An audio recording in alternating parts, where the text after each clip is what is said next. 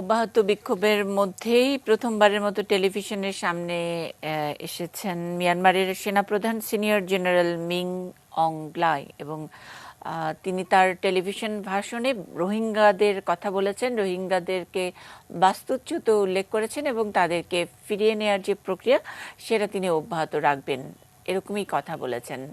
এই বিষয় নিয়ে দেশ বিদেশের খবর হয়েছে। বাংলাদেশের বিভিন্ন গণমাধ্যম মিয়ানমারের সামরিক শাসকের এই বক্তব্যকে কতখানি আসলে আমরা ধরে নেব যে তিনি যা বলছেন তাই করবেন, সেগুলো নিয়ে নানা রকমের বিশ্লেষণ চলছে। আজকে আমরা ইস্পাহানি নিউজ আওয়ার এক্সট্রায় বিশেষজ্ঞদের কাছ থেকে সেই বিশ্লেষণই শুনতে চাই। সেনা সরকারের বিবেচনা এই শিরোনামে আমাদের সঙ্গে এরই মধ্যে যুক্ত হয়েছেন নর্থ সাউথ বিশ্ববিদ্যালয়ের প্রফেসরিয়াল ফেলো এবং সাবেক পররাষ্ট্র সচিব শহীদুল হক।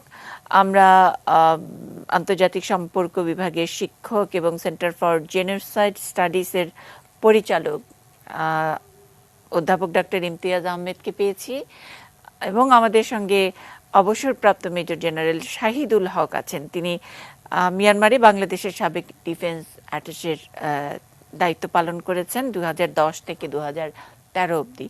আমরা তাদের কাছে শুনবো, কিন্তু তার আগে একটু সিনিয়র জেনারেল মিন অং গ্লাইং কি বললেন, কি বক্তব্য দিলেন টেলিভিশনে এবং তার পরবর্তীতে মিয়ানমারে কি কি ঘটনা চলছে তা নিয়ে নিশীথ সূর্যের রিপোর্টটি দেখে আসবো।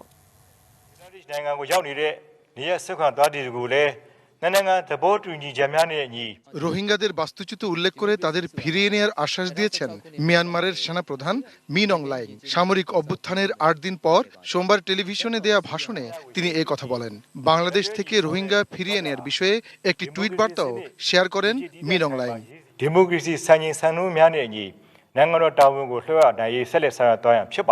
তিনি বলেন, আইডিপি ক্যাম্প থেকে অভ্যন্তরীণ বাস্তুচ্যুত ব্যক্তিদের পুনর্বাসনের কাজও অবিলম্বে বাস্তবায়ন করা হবে। অবশ্য তিনি বাংলাদেশে রোহিঙ্গাদের কক্সবাজার ক্যাম্প অথবা ভাষাঞ্চরের কথা উল্লেখ করেননি। এরই মধ্যে মিয়ানমারের সেনাবাহিনীর বিরুদ্ধে প্রথম আনুষ্ঠানিক পদক্ষেপ নিল নিউজিল্যান্ড সরকার। মঙ্গলবার মিয়ানমারের সঙ্গে কূটনৈতিক সম্পর্ক স্থগিত করার ঘোষণা দিয়েছেন নিউজিল্যান্ডের প্রধানমন্ত্রী Jacinda Ardern. New Zealand's aid program to Myanmar should not include projects that are delivered with or benefit the military government. এদিকে মিয়ানমার জুড়ে সেনাশাসন বিরোধী বিক্ষোভ দিনে দিনে তীব্র হচ্ছে। সব শ্রেণী পেশার মানুষ রাজপথে নেমে আসছেন। জনসমাবেশের ওপর সেনা নিষেধাজ্ঞা উপেক্ষা করে সাধারণ মানুষের সঙ্গে আন্দোলনে নেমেছেন সরকারি কর্মকর্তা ও কর্মচারীরা।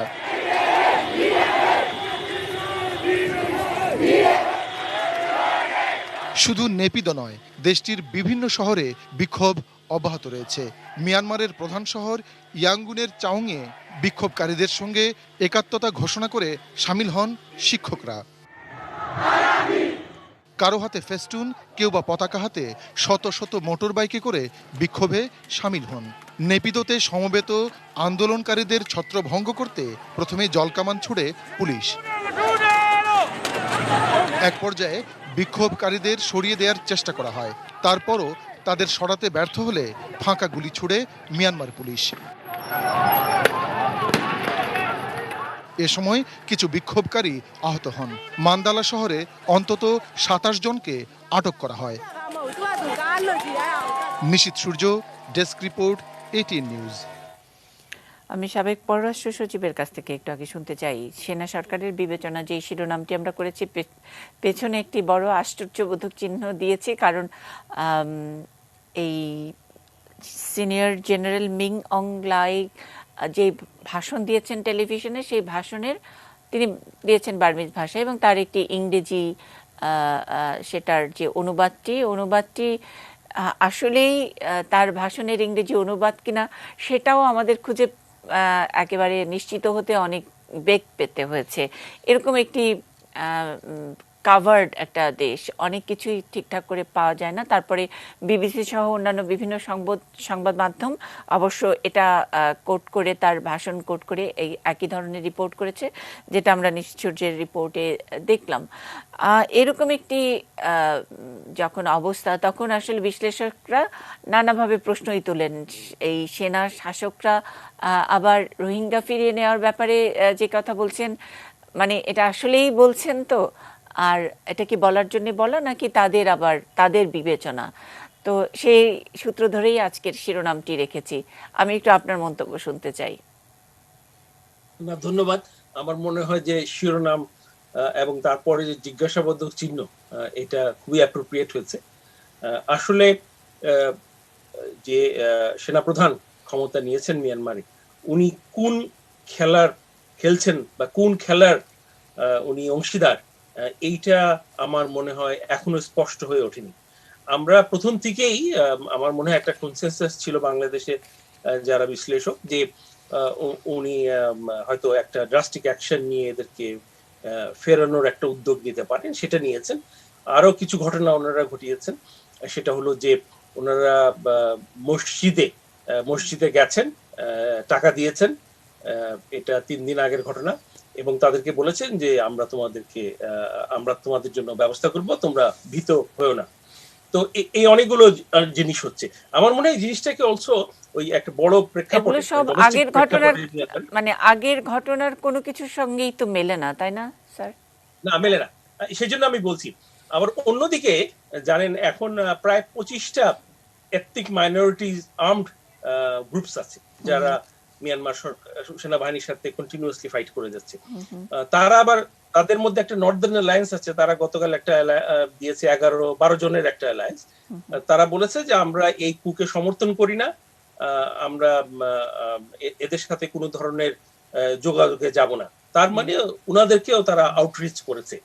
ফলে হচ্ছে কি যে ভেরি ইন্টারেস্টিং স্ট্র্যাটেজি, যে যখন আপনার ঘরে যখন আগুন লাগলো, তখন আপনি ওইটা না সামাল দিয়ে আপনি পেরিফেরিতে চলে গেলেন এবং ইন্টারন্যাশনাল কমিউনিটিকে বলতে চাচ্ছেন যে এতদিন তো ডেমোক্রেসি কিছুই করেনি, তো আমরা এটা সমস্যার সমাধান করে দেবো। খুবই ভালো কথা।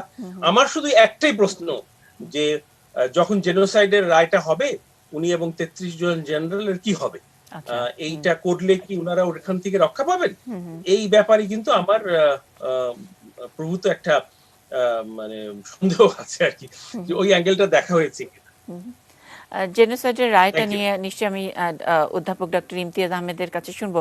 স্যার, আমি একটা ব্যাপারে একটু বিস্তারিত আপনার কাছ থেকে শুনতে চাই। এই যে 12টা এথনিক মাইনরিটি, তারা এক ধরনের অ্যালায়েন্সে গেল এবং তারা যে ঘরের এই সমস্যাগুলো সামাল না দিয়ে, এত বিক্ষোভ এত কিছু, সেগুলো সামাল না দিয়ে পেরিফেরিতে চলে যাওয়ার কথা যেটা বললেন, পেরিফেরিতে চলে যাওয়াটা স্যার আরেকটু কি একটু বিস্তার করবেন?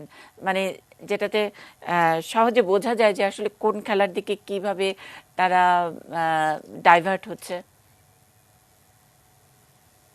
শহীদুল হক। আচ্ছা, সরি, আমার মনে হয় যে মিয়ানমারে একটা সর্ট অফ রিসেন্টলি আমি পড়ছিলাম, তখন দেখা গেছে সবসময় সেন্টার পেরিফেরি একটা গ্যাপ আছে, একটা টেনশন আছে। মানে যারা ক্যাপিটালে বসে আছে, নেপিতে বসে আছে, ইয়াঙ্গুনে বসে আছে, তাদের সাথে যারা পেরিফেরিতে, এবং পেরিফেরিতে কারা আছে? সব এথনিক মাইনরিটি। যদি রোহিঙ্গাতে ধরেন তাহলে 136টা। এদের সাথে কখনোই এদের একটা পিসফুল কোএক্সিস্টেন্স ছিল না ইন এ সেন্স।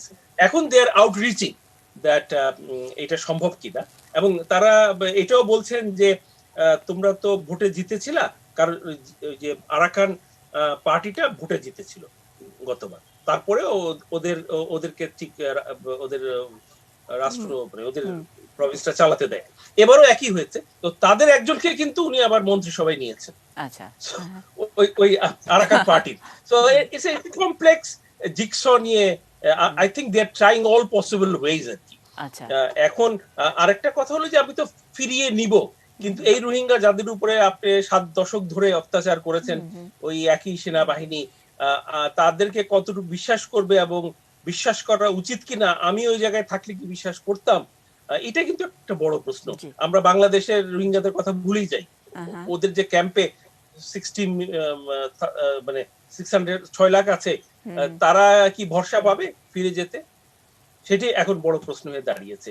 কারণ ওই আসলে একটু পিছনে যাই, ব্রিটিশরা যখন ভারত শাসন করে তখন ভারতকে ভেঙে দিয়েছে, পাঞ্জাবকে ভেঙেছে, আসাম, বেঙ্গল, উড়িষ্যাকে ভেঙেছে, ভেঙে ডিভাইডার রুল দিয়ে চালিয়েছে।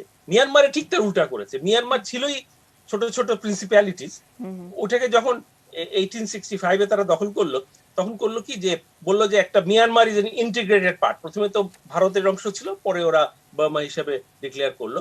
এইটা একটা ইউনিক পার্ট। কিন্তু কখনোই কিন্তু ব্রিটিশরাও শত চেষ্টা করে ইউনিটিটা আনতে পারেনি। Ethnic minorities were very strong.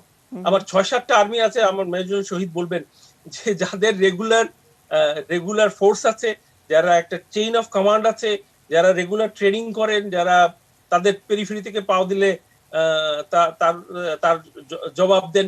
ফলে এই যে একটা sort of very complex jigsaw, এইটা মিলিটারি কিভাবে সলভ করবে জানি না। এবং আভ্যন্তরীণ যে এখন অসন্তোষ দেখা দিয়েছে, এইটা আমার মনে হয় না যে মিলিটারি জান্তা আগে আন্দাজ করেছিল। কারণ বেসিক্যালি মিয়ানমারের লোকজন তো খুব ঠান্ডা। হঠাৎ করে এত রাস্তায় নেমে আসা এবং কন্টিনিউয়াসলি করে যাওয়া, এটা কিন্তু sort of মানে আপনার ইন্টারনাল স্টেবিলিটি যদি না আসে, ইন্টারনাল অ্যাকসেপ্টেন্স না আসে, এক্সটার্নাল তো আসবে না, ওটা তো উনি জানেন, ধরে নিয়েছেন। সেই জন্য রোহিঙ্গা ইস্যুটাকে হাত দিয়েছেন। কারণ আপনি নিউজিল্যান্ডের কথা বললেন, নিউজিল্যান্ড সব ধরনের পলিটিক্যাল রিলেশন কাট অফ করে দিয়েছে। সো ইটস এ মানে it is also scene that international community খুব একটা ভালোভাবে এই কুটাকে দেখেন। ধন্যবাদ। দুটোই নতুন আসলে এখন এই বর্তমান সেনা অভ্যুত্থানের পরে যে অবস্থা মিয়ানমারে, ঠিক আগের মতো মার্শাল নয়। আমরা জানি যে মিয়ানমার নিয়ে এক ধরনের প্রবাদ যে পৃথিবীর বিভিন্ন দেশের একটি করে মিলিটারি থাকে, আর পৃথিবীর একমাত্র মিলিটারি মিয়ানমার মিলিটারি যাদের একটি দেশ আছে, এমন ঠিক উল্টো করে বলা হয়। আর সেখানে মার্শাল্লই বেশি সময় ধরে চলা, মাত্র 15 বছর তারা হয়তো মানে সো কল্ড গণতন্ত্রের স্বাদ পেয়েছে। এর আগের বিভিন্ন সময় যে মার্শাল্ল উঠেছে, আবারও হয়েছে, আবারও উঠেছে, সেই সময়কার অবস্থা আর এখনকার অবস্থার মধ্যে কিছুটা দৃশ্যত পার্থক্য তো দেখাই যাচ্ছে। কারণ রাস্তায় নামা এটা কখনোই আসলে বিশ্ব এভাবে চোখে দেখেনি, যে সাধারণ মানুষ লাগাতার রাস্তায় আছে এবং নানান কিছু নিয়ে প্রতিবাদ করছে। আর দ্বিতীয়ত যে পেরিফেরির কথা শহীদুল হক বলছিলেন, সাবেক পররাষ্ট্র সচিব, এই পেরিফেরির দিকে তারা মানে ঘর না সামলে পেরিফেরির ইউনিটি নিয়ে তারা নানা রকমের কারসাজি বলা যায় অথবা কৌশল সেটা করছে। এরকম একটি অবস্থায় যখন নাকি শুধু বলা হচ্ছে যে রোহিঙ্গাদের ফিরিয়ে নেওয়া হবে এবং স্পেসিফিক আইডিপি ক্যাম্প বলা হয়েছে, আমি অধ্যাপক ডক্টর ইমতিয়াজ আহমেদ একটু আপনার কাছ থেকে জেনে নিতে চাই, কেন খালি আইডিপি ক্যাম্প?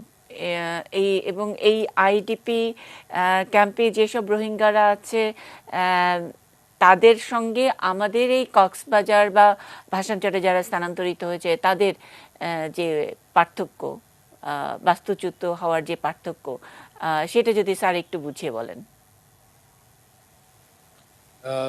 ধন্যবাদ। চাইনিজদের একটা প্রভাব আছে যে when the fox is friendly put a double lock in the chicken burn। যখন শিয়াল ফ্রেন্ডলি হয় তখন একটা তালা না দুটো তালা দিতে বলেছে। আমার মনে হয় বাংলাদেশ দুটো তালা দেওয়ার সময় এসেছে। কারণ হচ্ছে যে মিয়ানমার মিলিটারি বা মিয়ানমার স্টেট, সেটা অং সান সুচি হোক বা জেনারেল লাইং হোক, মৌলিক কোনো পার্থক্য নেই একটা বিষয়, এবং সেটা ফর্মার ফরেন সেক্রেটারি আরো ভালো জানবেন, সেটা হলো মাস্টার অফ ডিসেপশনের ব্যাপারে।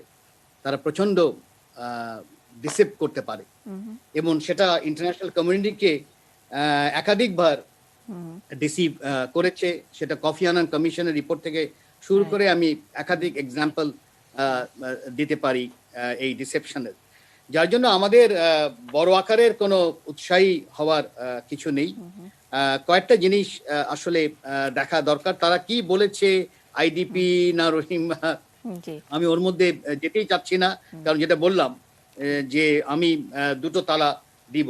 কয়েকটা জিনিস দেখা দরকার। একটা হলো ১ বছর বলেছে, সেটা একটা চিন্তার ব্যাপার। কেন ১ বছর বলল?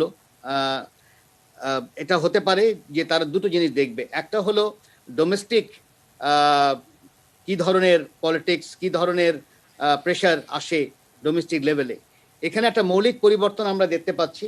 ৮০ দশকে যখন একই জিনিস ঘটেছিল, তখন কিন্তু প্রচন্ড ভায়োলেন্ট রূপ নিয়েছিল।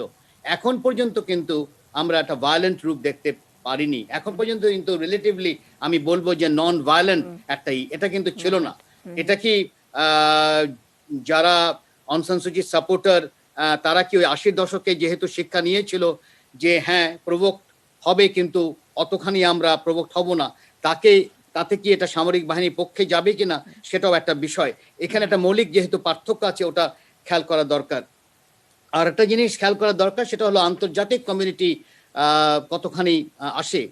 তার মধ্যে আমি নিউজিল্যান্ডকে স্বাভাবিকভাবে ফেলবো না, কারণ নিউজিল্যান্ড আমার মনে হয় না কোনো একটা ফ্যাক্টর মিয়ানমারের জন্য, যত না ৩টা দেশ ফ্যাক্টর হবে।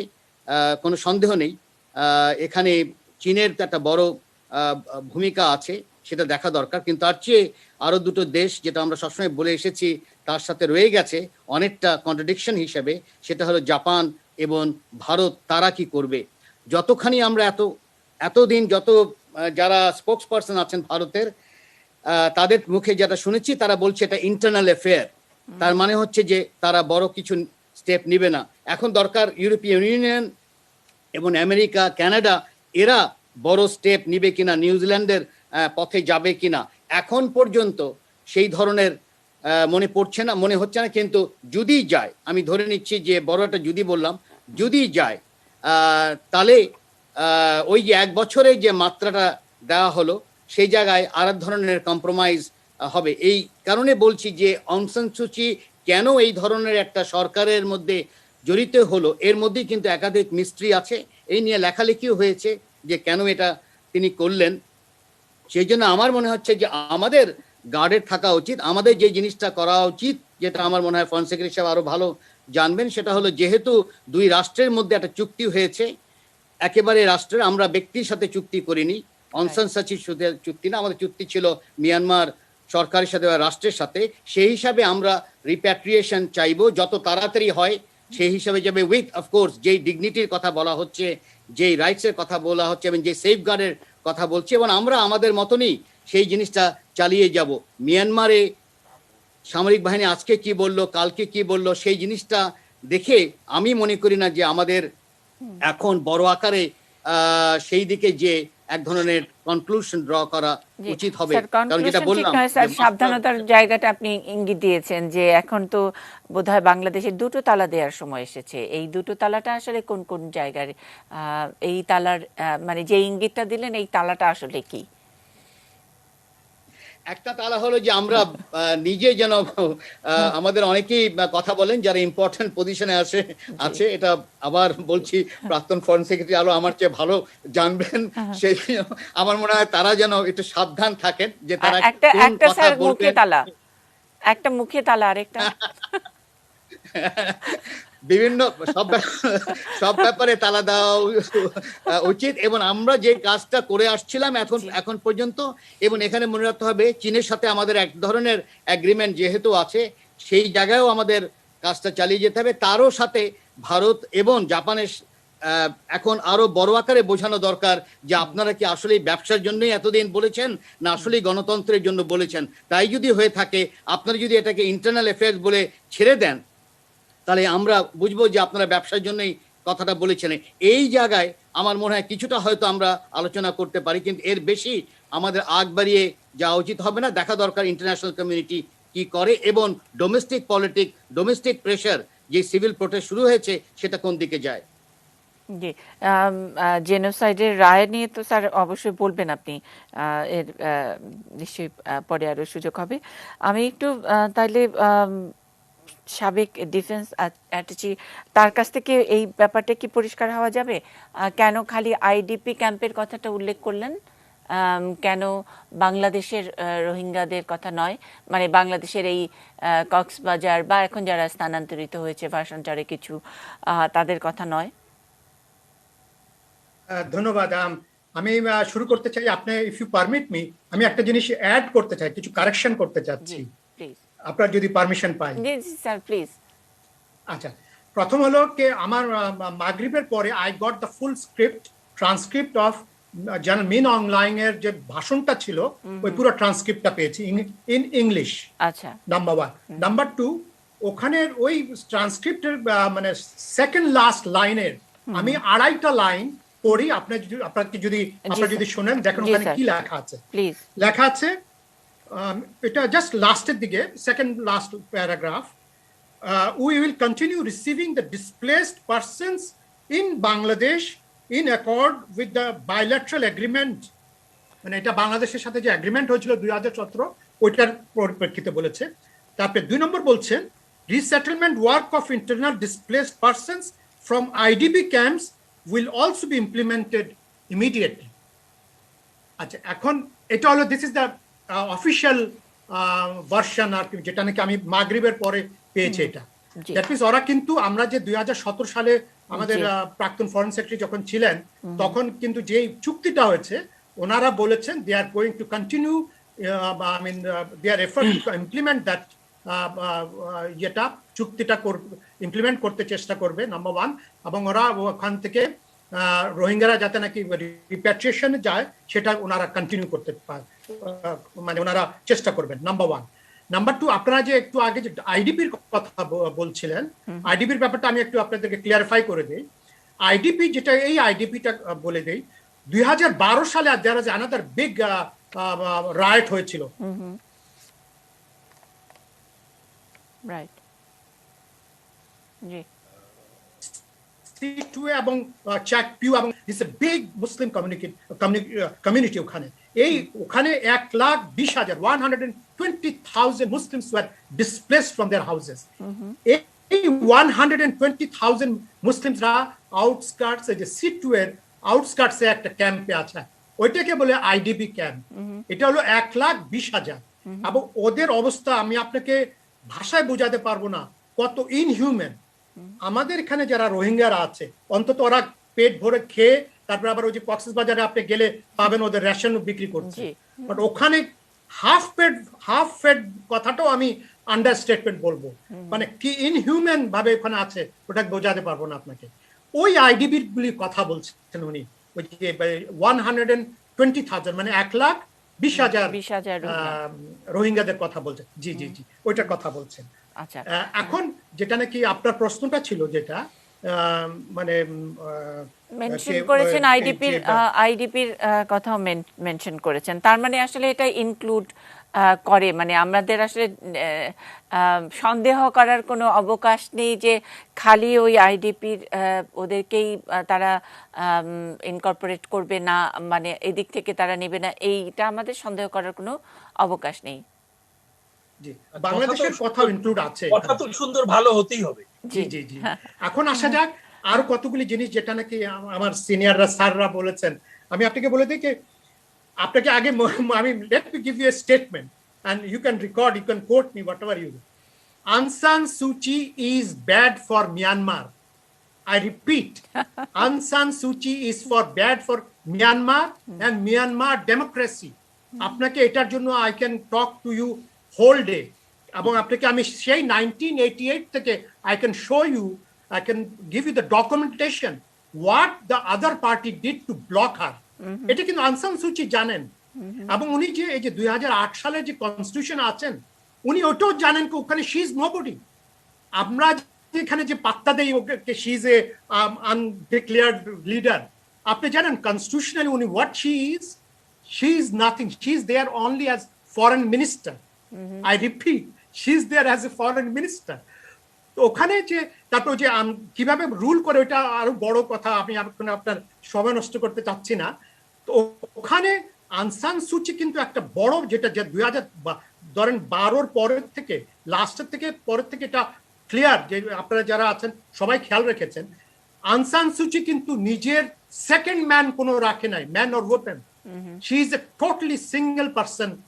ইয়ে এই যে এখন বললেন যে ওখানে কেন হচ্ছে না ইয়েগুলি, যে ডেমনস্ট্রেশন হচ্ছে না কেন, এখানে কেন ওরকম হচ্ছে না, এটা হলো one of the reason, because উনি কিন্তু ওনার নেক্সট যে লিডার, ওর বয়স হলো 70 বছর বয়স, 70 ইয়ার্স, এবং most of the owner party যারা ইসিতে আছেন 70 ইয়ার্স, নো ইয়াং লিডার। তো এটা অ্যাকচুয়ালি আং সান সুচি নিজস্ব একটা ফল্ট আছে, যে জন্য নাকি এই যে ধরেন আমাদের যে একটা ডেমনস্ট্রেশন গুলি হচ্ছে বা যেগুলি হচ্ছে সেগুলি কিন্তু এরকম ভায়োলেন্ট হবে না, হচ্ছে না, হবেও না। এটা হলো নাম্বার ওয়ান। নাম্বার টু, ন্যাপিডোতে যে ইয়েগুলি ডেমনস্ট্রেশন গুলি হচ্ছে, ন্যাপিডোর যে জায়গাটা হচ্ছে চত্বরটা, আই নো দ্যাট চত্বর ভেরি ওয়েল, এবং ওই চত্বরটা কিন্তু ভেরি রেস্ট্রিক্টেড এরিয়া ওর পরে, এবং ওখানে ন্যাপিডোর প্ল্যানটাই হলো এরকম যে আপনি ওখানে পর্যন্ত যেতে হলেও কিন্তু আপনাকে লট অফ চেক পয়েন্ট এবং লট অফ ইয়েতে হচ্ছে। তো ন্যাপিডোতে যে ডেমনস্ট্রেশনটা হচ্ছে, that was allowed and controlled demonstration, that is not a spontaneous, বা যেটা নাকি ইয়াঙ্গুনে হচ্ছে।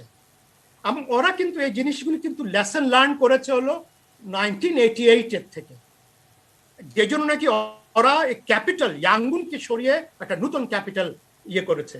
তো এটা কিন্তু এই যে আপনি ওরকম ওভার ফ্লো অফ মানে ভায়োলেন্ট হবে না, হলো দুইটা কারণ হলো, একটা হলো আং সান সুচি উনি ইয়ে করেন নাই, লিডারশিপটাকে ডেসিমিনেট করেন নাই, উনি গ্রাসরুটে। আর দুই নম্বর হলো মিলিটারি কিন্তু বুঝে গেছে, মিলিটারি জানে ভালো করে এখনকার, বিকজ ওরা কিন্তু আমার টোটালি পাজলিং লাগে, they had everything what they wanted, but কেন যে এই কুটা করতে গেল, that is a totally puzzling, number one. Number two, ওরা এটা জানে এটা 1988 নাই, এটা 1990 না বা 2007 না, যে মেশিন গান লাগিয়ে পুরা ইয়ে করতে পারবে।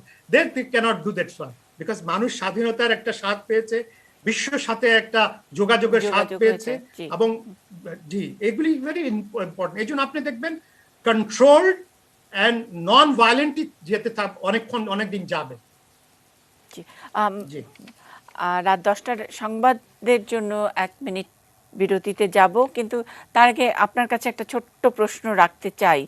ভায়োলেন্ট হলে কি হতো? মানে আপনি বললেন যে এবার এই 2012 নয়, এটা 2007 নয়, মানে কিন্তু ভায়োলেন্ট এবারের ওদের বিক্ষোভের চেহারা আলাদা, ভায়োলেন্ট হবে না।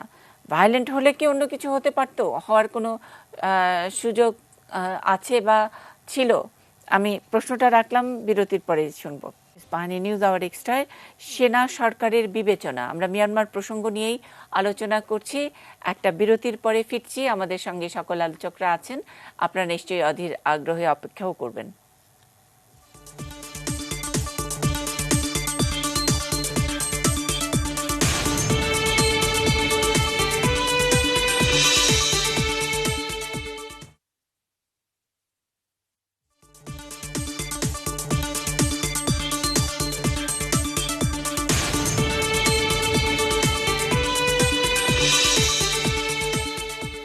ইস্পাহানি নিউজ আওয়ার এক্সট্রা সেনা সরকারের বিবেচনা কথা বলছি আমরা মিয়ানমার প্রসঙ্গ নিয়ে।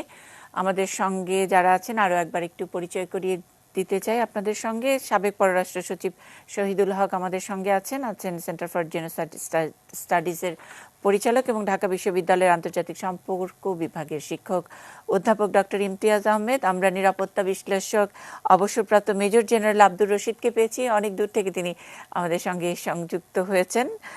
তথ্য প্রযুক্তি আমাদের অনেক দূরকেও কাছে করে। ঢাকা বিশ্ববিদ্যালয়ের আন্তর্জাতিক সম্পর্ক বিভাগের অধ্যাপক ডক্টর দেলোয়ার হোসেনকে এইমাত্র আমরা পেলাম, তার সঙ্গে আমাদের সংযুক্তি স্থাপন হয়েছে।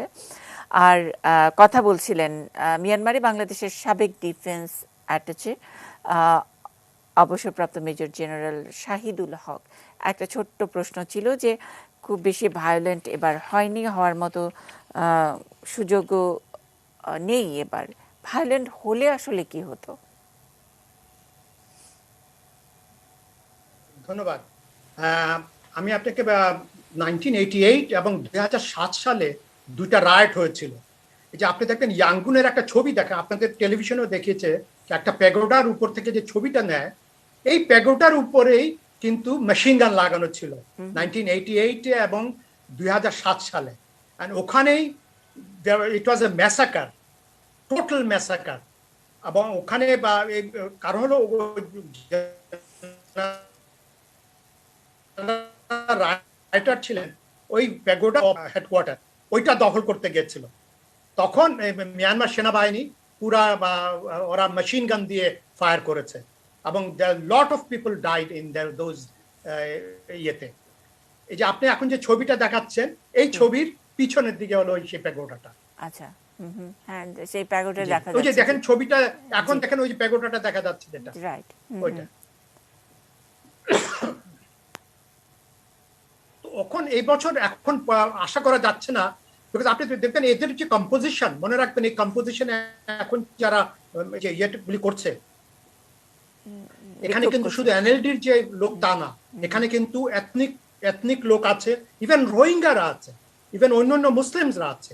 এবং আপনারা হয়তো শুনে থাকবেন অলরেডি কিন্তু এনএলডি এবং অন্যান্য যারা আছে তাদের সাথে কিন্তু একটা ছোটখাটো একটা ক্ল্যাশ হয়েছে, বিকজ এনএলডিরা চাচ্ছে ওখানে শুধু আং সান সুচি সম্বন্ধেই সবকিছু বলতে, যেটা নাকি অন্যান্য পার্টিরা বলেছে শুধু democracy, revival of democracy is the main slogan. এটা নিয়েও কিন্তু একটা হচ্ছে। আমি আবার আপনার কাছে আসবো। আমি একটু অবসরপ্রাপ্ত মেজর জেনারেল আব্দুর রশিদ, আমি তার কাছ থেকে শুনতে চাই, আমাদের জন্য তো এই সেনাপ্রধানের যে বক্তব্য, তাতে আমাদের খুব আহ্লাদিত হওয়ার তো কোনো সুযোগ নেই, বরং ইমতিয়াজ স্যার ধরিয়ে দিয়েছেন যে অন্তত আরো বেশি সাবধান, নানান দিকে আরো তালা বেশি লাগাতে হবে। নিরাপত্তার দিকে আমাদের ঝুঁকি আছে কিনা? অনেক ধন্যবাদ। প্রথমে আমি মিয়ানমারের পরিস্থিতি সম্পর্কে ছোট করে বলতে চাই। সেটি হচ্ছে যে সেখানে যে সামরিক শাসন জারির পেছনে যারা কাজ করেছে তাদের ভূমিকাটাও আমাদের মাথায় রাখতে হবে। তো এখন মোটামুটি পরিষ্কার হয়ে গেছে যে তাদের সামরিক শাসনের পক্ষে কোন কোন পরাশক্তি বা বড় বড় দেশ অবস্থান নিয়েছে এবং কারা কারা বিরোধিতা করেছে। তবে সার্বিকভাবে আমি বলতে পারি সেটি হচ্ছে তাদের এই গণতন্ত্রের বিরুদ্ধে এই ব্যবস্থাটা বিশ্বের সমর্থন পাবে না। তো যার ফলে কি হচ্ছে যে তারা আগে থেকে কিছু কৌশল নিচ্ছে। সে কৌশলের একটি অংশ হলো যে কিভাবে বিশ্বকে মোটামুটি একটু শান্ত করা যায়, কোন কোন পরিস্থিতি বা কোন কোন পদ্ধতি নিলে। তার মধ্যে একটি বড় পদ্ধতি হচ্ছে যে বিগত সরকার এই যে রোহিঙ্গাদের নিয়ে যে খেলা খেলেছে, তারা মনে করছে এখানে যদি তারা একটা মানবিক আচরণ করে তাহলে স্বভাবতই তারা বিশ্বের কাছে একটা মানবিক সামরিক শাসন হিসাবে পরিচিত হবে, তাতে তাদের চাপ কমবে কিনা। এটিকে আমি একটা কৌশল মনে করি। সেই কৌশলের ভেতরে এখন বাংলাদেশ অবস্থান করছে, বাংলাদেশে তারা এই কৌশল নিয়েই খেলবে। এখন আমরা কতটুকু তাদের খেলায় পার্টিসিপেট করব সেটা হলো আমাদের বিষয়। তবে একটি জিনিস হচ্ছে যে ঐতিহাসিক ভাবে দেখলে আমরা একটা জিনিস দেখতে পাই, রিপ্যাট্রিয়েশন যতগুলো হয়েছে সবগুলো সামরিক শাসনের আমলে হয়েছে। তো সেটি একটা হিস্টোরিক্যাল ব্যাপার। তো সেখানে এখানেও তারা যে উদ্যোগটা একটা সদিচ্ছা দেখিয়েছে যে আমরা এটি একটি সফলভাবে একটা রিপ্যাট্রিয়েশন করার অবকাশ নেব। তারা জনগণকে গিয়েও ফিজিক্যালি ওখানে তারা আশ্বস্ত করেছে, বাংলাদেশকে চিঠি দিয়েছে। তো এই কৌশলের ভেতরে আমার মনে হয় তারা একটা বিশাল আন্তর্জাতিক চাপের মুখে আছে। সেই চাপটাকে বাংলাদেশকে কাজে লাগিয়ে এটিকে আরেকটু বাড়িয়ে যদি বাংলাদেশ ওদের চাপটাকে সুস্পষ্ট করতে পারে, তাহলে আমার মনে হয় যে তারা অবশ্যই যে চুক্তির কথা বলছে, রিপ্যাট্রিয়েশনের যে প্রথমে যে চুক্তিটা হয়েছিল, সেটি তারা কার্যকরী করে নিজেদের অবস্থানকে পরিবর্তন করতে চাইবে। তো সেটিতে আমাদের লাভ হওয়ার কথা আছে। তো সেখানে অবশ্যই বাংলাদেশকে খুব সতর্কভাবে যেতে হবে। তার কারণ হচ্ছে আরেকটি বিষয় আছে যে এই আভ্যন্তরীণ যে তাদের যে গোলযোগ সৃষ্টি হচ্ছে, সেটির দৃষ্টি অন্যদিকে প্রসারিত করার জন্য অনেকেই মনে করেন তারা সামরিক শক্তি ব্যবহার করবেন বাংলাদেশের বিপক্ষে করে একটা অন্যরকম একটি অবস্থা তৈরি করতে চাচ্ছি। তো সেখানে এরকম ভয় পাওয়ার কিছু নেই। তবে বাংলাদেশকে এখানেও একটা শক্ত অবস্থায় থাকতে হবে যে তাদের কোন রকম সামরিক সমাধান খোঁজার যে চেষ্টা, সেই চেষ্টাকে অবশ্যই ব্যাহত করতে হবে। এবং সামরিক কোনো সমাধান তারা খুঁজতে চাইলেই বাংলাদেশ যে সেখানে ভীত সন্ত্রস্ত হয়ে যে কোনো কিছু তাদের সবকিছু মেনে নেবে, এটি মোটেই প্রয়োজন নেই। আমাদেরকে শক্ত অবস্থান যেমন ডিপ্লোম্যাটিক ফ্রন্টে রাখতে হবে, ঠিক তেমনি ভাবে আমাদেরকে ফিজিক্যালি সামরিক ভাবেও শক্ত অবস্থানে থাকতে হবে, যাতে কোনো রকম প্রচেষ্টা নস্যাৎ করে দেওয়া যায় শুরুতেই, যাতে এটা বাংলাদেশের অভ্যন্তরে কোনো ক্ষতি করতে না পারে। জি, যেমনটি বলছিলেন যে আন্তর্জাতিক চাপের মধ্যে পড়বে এরকম একটি সেনা অভ্যুত্থানের পরে, এবং সেই কারণেই নানা রকমের কৌশল নিচ্ছে মিয়ানমার। আমি ডক্টর দেলোয়ার হোসেন আপনার কাছে একটু জানতে চাই যে আজকেও নিউজিল্যান্ডের যে স্টেটমেন্ট, যে তারা তাদের সঙ্গে যে সম্পর্ক ছিন্ন করবে, কিছু স্যাংশনের কথা বলছে এবং পরিষ্কার করে বলেই দিয়েছে যে এই মিয়ানমার সেনাবাহিনী, মিয়ানমার সামরিক সরকার নিউজিল্যান্ডের মাধ্যমে কোনোভাবে যাতে কোনো কিছুতে সুবিধা না পায় সেই ব্যাপারে তারা খেয়াল রাখবে। এই যে স্টেটমেন্ট, আন্তর্জাতিক মহল উদ্বিগ্ন হয়ে গেল। সেনা অভ্যুত্থান বা সেনা শাসন তো আগেও ছিল, কিন্তু আমরা যে বাংলাদেশের ইস্যুটা যখন নাকি এরকম লক্ষ লক্ষ রোহিঙ্গাকে বাস্তুচ্যুত করে, নির্যাতন করে, ঘর জ্বালিয়ে দিয়ে পাশের দেশে অর্থাৎ আমাদের দেশে পাঠিয়ে দেওয়া হলো, তখন তো আন্তর্জাতিক মহলের এরকম তেমন কোনো জোরালো রেসপন্স আমরা পাইনি। দু একটি যাও পেয়েছি সেটা বাংলাদেশের উদ্যোগে। কারণটা কি মানে একেবারেই ভিন্ন তাই? ধন্যবাদ। কারণটা তো আসলে আমরা জানি যে এই এই কারণগুলো নিয়ে অনেক আলোচনা হয়েছে, যে আমাদের এই ভূরাজনৈতিক স্বার্থের যায়, পাশাপাশি আপনার এই যে একটি নৈতিক অবস্থান বিভিন্ন রাষ্ট্রের রোহিঙ্গাদের পক্ষে, এই দুটো অবস্থানের মধ্যে যে এক ধরনের টানাপোড়েন এবং পরিণামে আমরা দেখতে পাচ্ছি যে বিশ্ব অলমোস্ট বিভক্ত।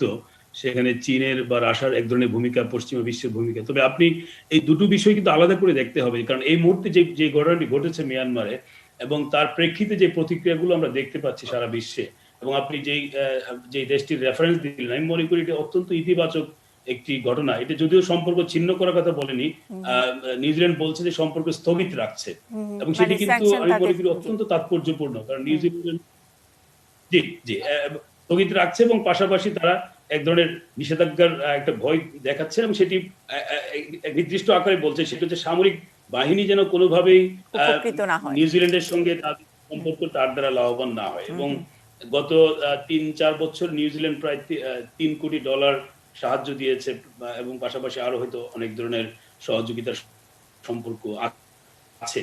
তো সেখানে জনগণ বা মিয়ানমার রাষ্ট্রে এবং রাষ্ট্র থেকে সামরিক বাহিনীকে একটু আলাদা করা হচ্ছে। তো এটি আমি মনে করি যে যেমন আজকে জাতিসংঘ অত্যন্ত শক্তভাবে আপনার মিয়ানমারের ভেতরে যে আছে জাতিসংঘের যে অফিস, তারাও কিন্তু একটি বেশ ভালো রকমের বিবৃতি দিয়েছে। কিন্তু সার্বিকভাবে আমরা দেখতে পাচ্ছি যে পশ্চিমা দেশগুলো থেকে কিংবা জাতিসংঘ থেকে এক ধরনের প্রতিক্রিয়া আসছে, যে প্রতিক্রিয়াগুলো অবশ্যই মিয়ানমারের এই সামরিক অভ্যুত্থান বা গণতন্ত্র বা মানবাধিকারের প্রসঙ্গে আসছে। কিন্তু একইভাবে আপনি যেটি বলছেন যে সেটি সত্যি যে রোহিঙ্গা ইস্যুতে সেই শক্তিশালী তৎপরতা আমরা দেখিনি, যদিও সেটির একটা ভিন্ন প্রেক্ষিত ছিল, কিন্তু এখনকার প্রেক্ষিতটি একটু বিপরীত।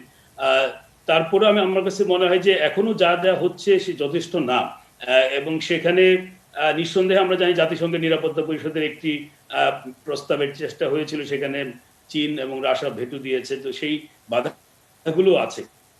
পুরো বিষয় তো বেশ জটিল, এবং আন্তর্জাতিক সম্প্রদায়ের ভূমিকা এখন আমরা হয়তো অনেকভাবে দেখছি যে এটা সত্যি যে আপনার রোহিঙ্গা ইস্যুটা কিভাবে বর্তমান পরিস্থিতিতে এই সামরিক জান্তাদের সামনে আসবে, অথবা রিপ্যাট্রিয়েশন ইস্যুটা, যদিও মিয়ানমারের যে বর্তমান সরকার প্রধান উনি বলেছেন যে রিপ্যাট্রিয়েশনের বিষয়টি বাধাগ্রস্ত হবে না, কিন্তু এটি হয়তো এক ধরনের কৌশল, যেটি হয়তো আলোচনায় এসেছিল, আমি হয়তো শুনিনি। তো এই সামগ্রিকভাবে কিন্তু পরিস্থিতিটা বেশ জটিল, এবং কিন্তু দুটো যে ফ্রন্ট আমার কাছে মনে হয়, যেটি আমি আমার একদিকে রোহিঙ্গা ইস্যুটা তো একটা খুবই লাইভলি ইস্যু হিসেবে আছেই, তার সঙ্গে সামরিক অভ্যুত্থানের ফলে আপনার মিয়ানমারের উপরে সুযোগটা কিন্তু আরো বেড়েছে। এখন এটি কতটা বাস্তবে মানে সেটি রেসপন্স মিয়ানমার করবে, তবে রোহিঙ্গা ইস্যুতে মিয়ানমারের যে বর্তমান যে মানে স্টেটমেন্ট হিসেবে হলেও যদি আমি যদি দেখি, সেটি কিন্তু আন্তর্জাতিক চাপের কিছুটা প্রকাশ আমার কাছে মনে হচ্ছে, এবং হয়তো এই ধরনের চাপ কন্টিনিউ করলে তারা হয়তো রোহিঙ্গা ইস্যুর মাধ্যমে এক ধরনের ফেস সেভিং। কিন্তু আন্তর্জাতিক চাপ তো আসলে রোহিঙ্গা ইস্যু নিয়ে তেমন ভাবে দেয়নি। আর আপনি এখানে যেটা বলেছেন যে আঞ্চলিক সম্প্রদায়ের ভূমিকা বেশি, আমি আবারও সাবেক পররাষ্ট্র সচিবের কাছ থেকে একটু এটা জেনে নিতে চাই, ভালো করে বুঝে নিতে চাই যে আঞ্চলিক সম্প্রদায়েরই ভূমিকা এই রোহিঙ্গা ইস্যুতে, বা মানে তাইলে বিশ্বের বড় বড় দেশ এখানে সেনা অভ্যুত্থান যারা গণতন্ত্র নিয়ে কথা বলেন, গণতন্ত্র জিয়ে রাখার জন্য চেষ্টা করেন, তারাও তো অনেক বড় দেশই তো চুপচাপ এখানে। তাইলে ব্যাপারটি কি দাঁড়াচ্ছে? ধন্যবাদ। আমি প্রথমে কয়েকটা জিনিস একটু ক্লিয়ার। ভারত যে স্টেটমেন্ট দিয়েছে ওখানে কিন্তু ভারত কন্ডেম করেছে, so they are very clear. In fact আমরা আমাদের স্টেটমেন্টে কন্ডেম ভারত করেছে। সুতরাং ওই জায়গায় একটা ডিপার্চার, এবং আমাদেরকে মনে রাখতে হবে যে ভারত has suffered in terms of its relation with Myanmar during the previous military regime and Aung San Suu regime. এটা নিয়ে অনেক লম্বা কথা হতে পারে। তো সেই জায়গায় কিন্তু they have taken a risk and they have said we condemn. এটা স্পষ্ট আছে। 2 নম্বর, আমি তারপরেই আসবো আপনার আঞ্চলিক শক্তিগুলোর কথা। ভায়োলেন্সের সময় কিন্তু চলে যায়নি, এখনো কিন্তু ভায়োলেন্স হতে পারে। যদি ওনারা আর্মি হেডকোয়ার্টারের দিকে যাওয়া শুরু করেন তাহলে দেখার বিষয় হবে যে কোন কৌশল কাজ করে। So let's wait. Earlier it was pagoda, this time it could be the cantonment. তো ওই অবস্থায় যদি যায় তাহলে কিন্তু এক্সট্রিম ভায়োলেন্স চলে যাবে। সুতরাং আমাদেরকে আর্লি এই ব্যাপারে কথা বলাটা একটু রয়েছে বলা দরকার। আঞ্চলিকভাবে আমরা যদি আসিয়ান দেখি, আসিয়ানে Malaysia, Indonesia, Brunei and interestingly Singapore has condemned this strongly. এবং সিঙ্গাপুরটা বেশি ইন্টারেস্টিং। গত বছর সিঙ্গাপুরের সবচেয়ে বেশি largest investors went from Singapore to Myanmar. ওইটাকে রিস্কের মধ্যে এনেও তারা করেছে। কিন্তু অন্যদিকে Cambodia, Laos, Vietnam, Philippines and Thailand এরা বলেছে internal matter in line with the ASEAN charter. তো সুতরাং ওইখানে একটা কিন্তু রিফট প্রথমবারের মতো আমরা ওপেনলি দেখছি, এবং আসিয়ান সেই জন্য জয়েন্টলি কোনো স্টেটমেন্ট দেয়নি, ইন্ডিভিজুয়াল কান্ট্রিজ দিয়েছে। 2 নম্বর হলো যে তারপরে যদি আমরা সার্কেলে দেখি, বাইডেন খুবই স্ট্রংলি এটা ব্যাপারে নিজেই স্টেটমেন্ট দিয়েছেন, which is very unusual and special in the first few days of his kind of taking over the president. ওই জায়গাটা একটা এক্সেপশন, এবং আমি জানি যে স্টেট ডিপার্টমেন্ট এই সময় খুব সিরিয়াসলি স্যাংশন রিজিমের দিকে দেখছে, এবং এই স্যাংশন রিজিমটা তারা কি নর্থ কোরিয়ান স্টাইলে করবে নাকি ইরান স্টাইলে করবে সেটি হলো দেখার বিষয়। যদি ইরান নর্থ কোরিয়ান স্টাইলে যদি স্যাংশন ইম্পোজ করে, then it will be very devastating implications on Myanmar. মিয়ানমারের ইকোনমি কিন্তু এমনিতেই খুব খারাপ অবস্থায় ছিল নানা কারণে, ইনভেস্টমেন্ট থাকা সত্ত্বেও। সুতরাং ওই জায়গায় একটা বড় ধরনের ধস নামবে। এখন কথা হলো যে আমাদের ইউএন কি করছে? আমাদের ইউএন কিন্তু তেমন কিছু করছে না, let me be very frank. সেটা হলো যে ইউএন এর আগে 2017 নভেম্বরে আপনি জানেন আমাদের মাননীয় প্রধানমন্ত্রী ভিজিট করে আসার পরে সবার সাথে দেখা টাকা করার পরে সিকিউরিটি কাউন্সিল বসে একটা সুন্দর স্টেটমেন্ট দিয়েছিল, এবং ভেরি স্ট্রং স্টেটমেন্ট দিয়েছিল রোহিঙ্গাদের ব্যাপারে 2017 নভেম্বরে, 6 November if I recall correctly. কিন্তু এইবার যেটা হয়েছে ভেরি ইন্টারেস্টিং, মানে কন্ডেম করেনি, ওখানে যে কু হয়েছে এর কথা বলেনি, বলেছে যে state of emergency has been declared. তাহলে তো আমি চীনের কথাই বললাম, তাই না? চীন বলেছে একটা বিগ রিশাফল হয়েছে ক্যাবিনেটে, আর কিছু হয়নি। তো এইটা। আর সবচেয়ে ইন্টারেস্টিং হলো লাস্ট সেন্টেন্স, সেখানে বলেছে যে আমাদের এই মিয়ানমারের এই সার্বভৌমত্ব, মানে ইংরেজিতেই বলি সেফ, না ইংরেজিতে বলি সেটা হলো sovereignty, political independence, in territorial integrity and unity of Myanmar, এইটা ইনশিওর করতে হবে। আমার কথা হলো আমরা কি সিরিয়ার অবস্থায় চলে গেছি, লিবিয়ার অবস্থায় চলে গেছি, বা ইরাকের অবস্থায় চলে গেছি? And I was looking at some of the previous Security Council statement. এই তিনটা দেশের ব্যাপারে তারা সবসময় একটা প্যারা লাগিয়ে দিত।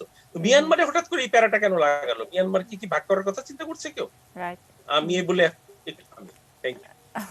আমি সাবেক ডিফেন্স আর্টিচিট আমি তিনি মানে আমি যখন নাকি কথা বলছিলাম অনুষ্ঠানে যুক্ত হবার জন্য, তিনি মজা করে বলছিলেন যে আমি 2010 থেকে বলা শুরু করেছি যে এইভাবে যে একটা রোহিঙ্গাদেরকে আবারও বাংলাদেশের দিকে ঠেলে পাঠানো হবে, এটা তাদের অনেক আগে থেকে কৌশল। আমি এটা একটু বিস্তারিত শুনতে চাই, আপনি কেমন করে বুঝেছেন এবং তখন থেকে কিভাবে কাকে বলা শুরু করেছিলেন, এবং আমরা এই দায় কতদিন থাকবে বাংলাদেশের ঘাড়ে, নিশ্চয়ই সেটাও তো আপনি নিশ্চয়ই আজ করতে পেরেছেন বা আপনার ক্যালকুলেশনের মধ্যে কিছুটা আছে। আনমিউট করবেন একটু। জি,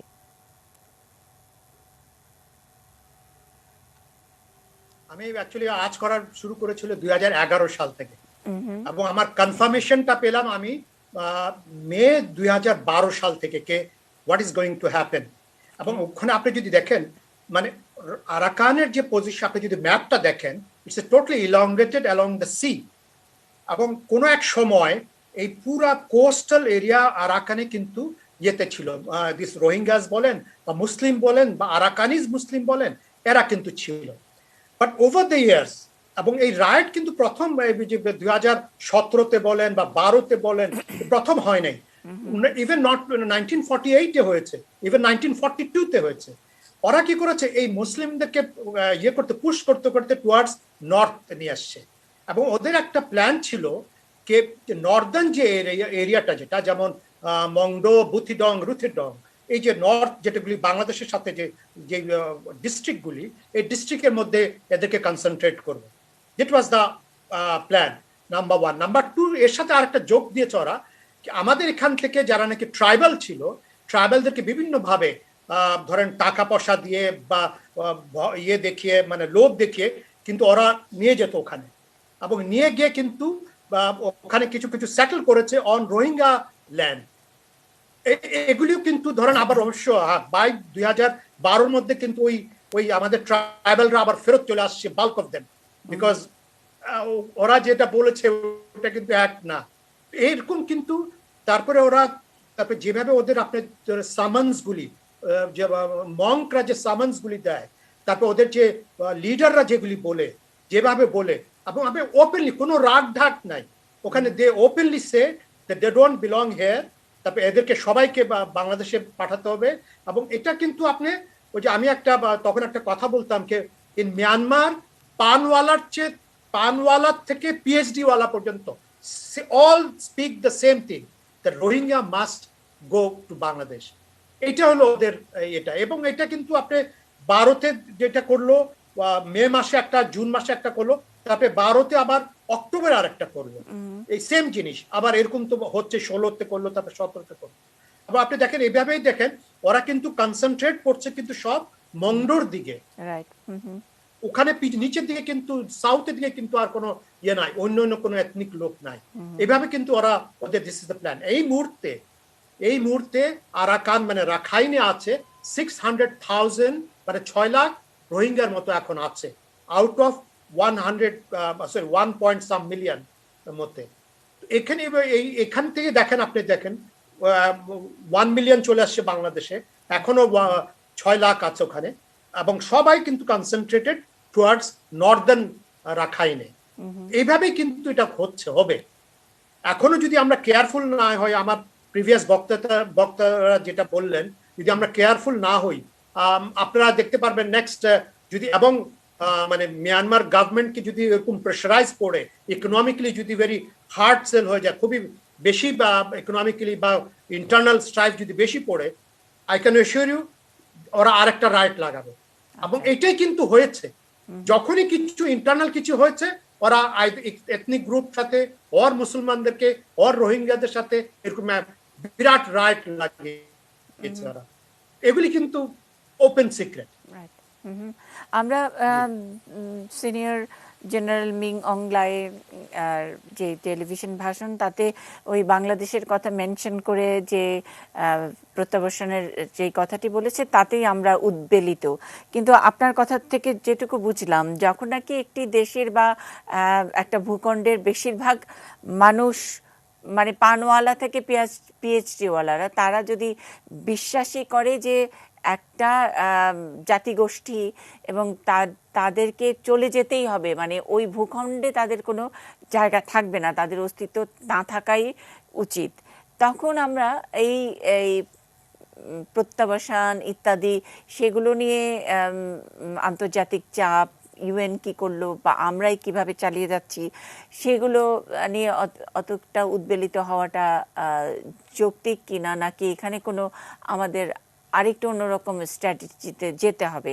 আমি ইমতিয়াজ স্যারের কাছ থেকেই এই জায়গাটি আরেকটু বিস্তার শুনতে চাই। স্যার, আমি একটু সময় নেই, একটা ছোট্ট বিরতির পরে স্যার আপনি কথা বলবেন।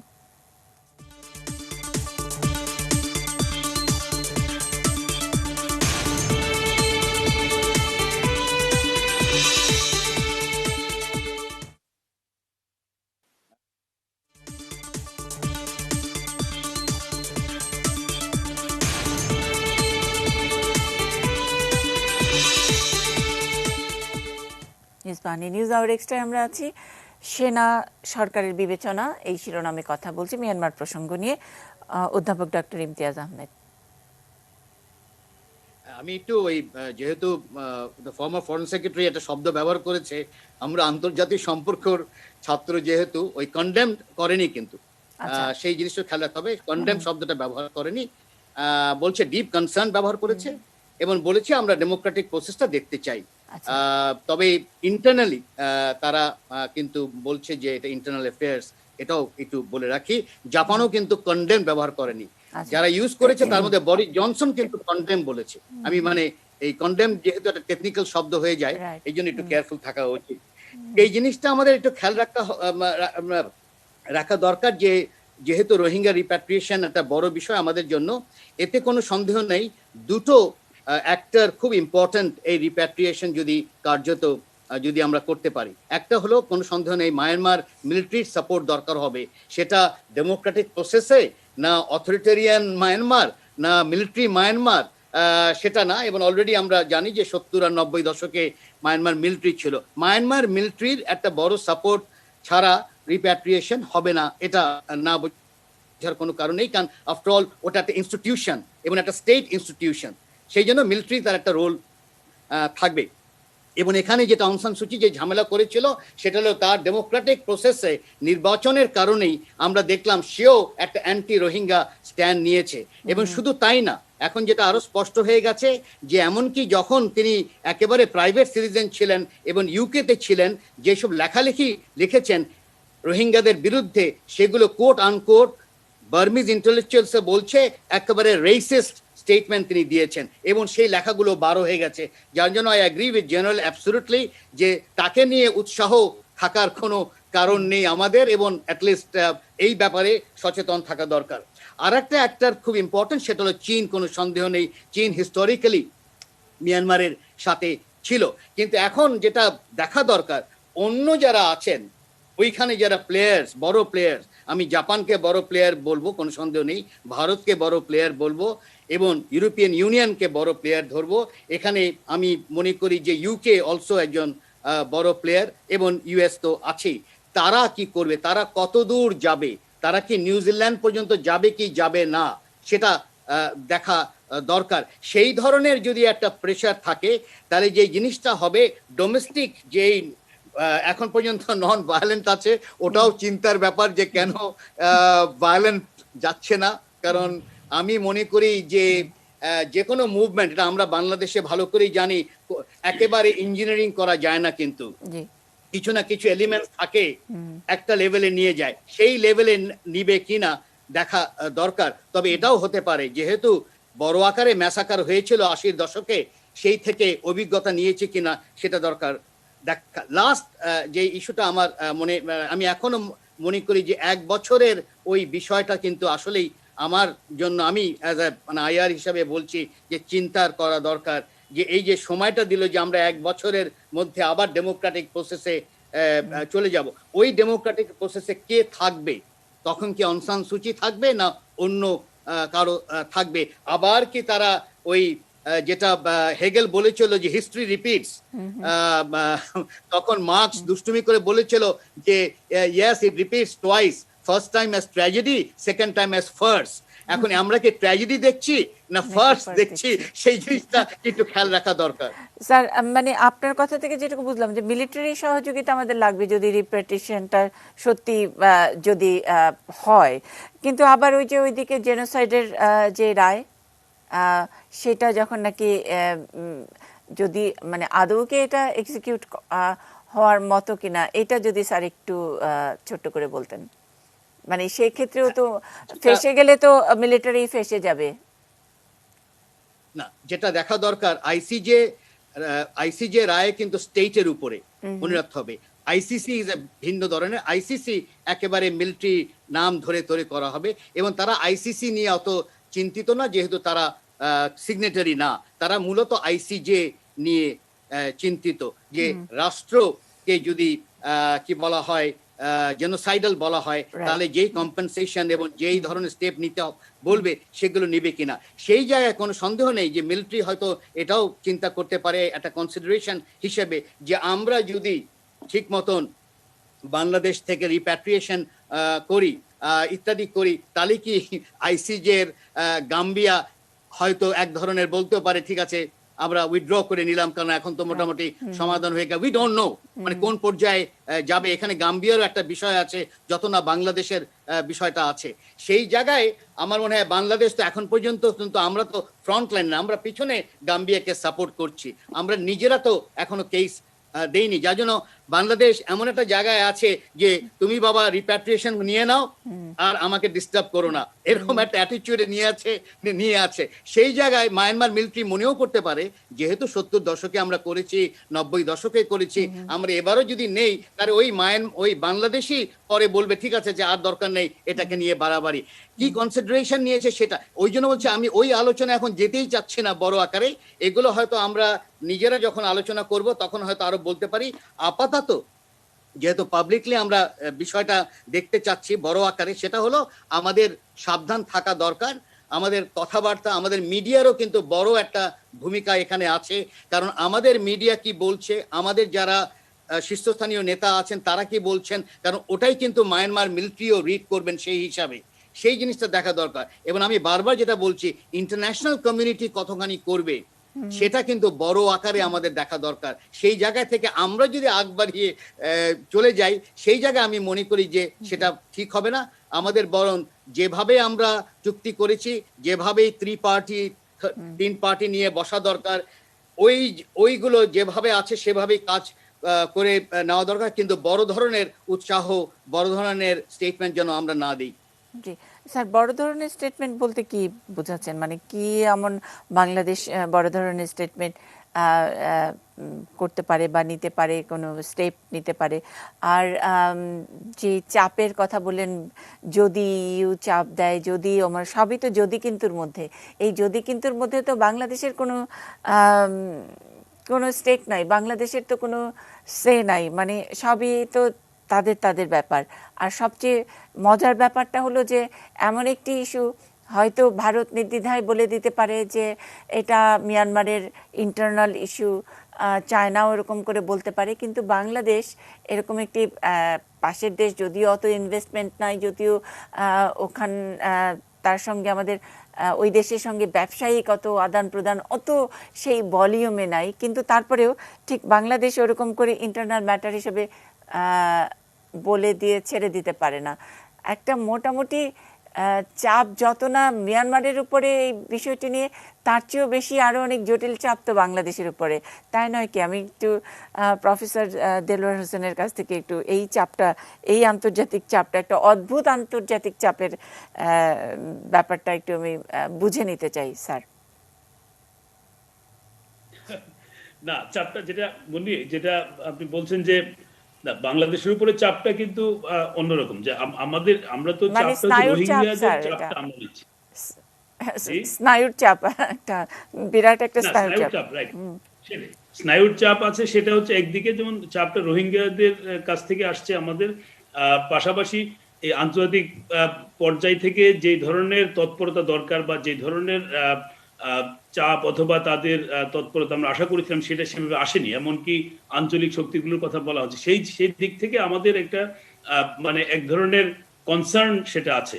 কিন্তু আমরা আমাদের এই পুরো বিষয়টা কিন্তু খুবই সেন্সিটিভ। যে বাংলাদেশের রিয়াকশনের কথা যদি আপনি বলেন, একদিকে মিয়ানমার আমাদের প্রতিবেশী রাষ্ট্র এবং সেই ক্ষেত্রে মিয়ানমারের সঙ্গে আমাদের একটা দ্বিপাক্ষিক স্টেক আছে, অন্যদিকে আবার রোহিঙ্গা ইস্যুর বিষয়টা আছে। আমাদের কিন্তু মানে আমরা বাইল্যাটারালি যেমন এনগেজড আছি, কিন্তু আন্তর্জাতিক ভাবে যে ইনিশিয়েটিভ গুলো সেগুলো কিন্তু এখানে খুব গুরুত্বপূর্ণ। কারণ এটা তো একটা দিনের শেষে যেটা বাংলাদেশের একটা খুবই মানে ফান্ডামেন্টাল পজিশন হচ্ছে যে রোহিঙ্গা ইস্যুটা হচ্ছে এটা একটা আঞ্চলিক বা আন্তর্জাতিক ইস্যু, এবং সেই ইস্যুর ব্যাপারে এবং এটা এই ধরনের ইস্যু নতুন না। আমরা জানি যে ইউরোপে বা আফ্রিকাতে অনেক দেশেই আপনার এই ধরনের ইস্যুতে আপনার আন্তর্জাতিক সম্প্রদায়ের বিভিন্ন ফর্মে আপনার সহযোগিতার মাধ্যমে অনেক ধরনের ইন্টারভেনশন হয়েছে। তো এখানে কিন্তু আমরা সেটা দেখছি না। তো আমরা চীনের উপর ডিপেন্ড করছি।